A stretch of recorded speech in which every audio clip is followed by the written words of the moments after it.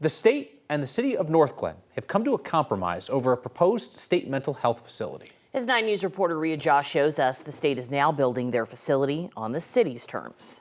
It all started when Northglenn got a note from the state that they'd be building a mental health transitional living facility. City didn't really have all of the information to start. It's part of a 2022 bill to create more beds for people with mental health conditions and substance abuse disorders. Mayor Meredith Leidy was surprised to learn they were bringing this facility to her city. The state purchased property in our city, but did not communicate with us their intention. The town was worried about the inclusion of sex offenders. DHS clarifies they'd only be included potentially years down the line. Mayor Leidy says people in Northglenn don't want that now or ever. It's in between a significant apartment complex and a neighborhood school, and another school is nearby.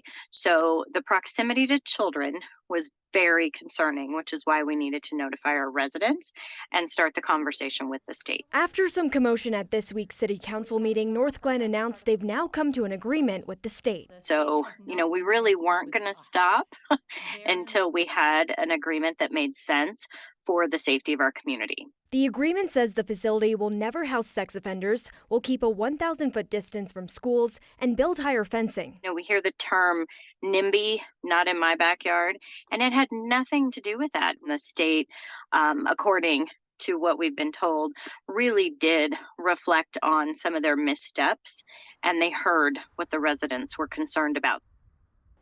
The mayor tells me she knows this won't be the last time the state builds a facility like this, and she hopes this can be the model for how cities can work with the state going forward. In the studio, Rhea Josh, 9 News. Rhea, thank you.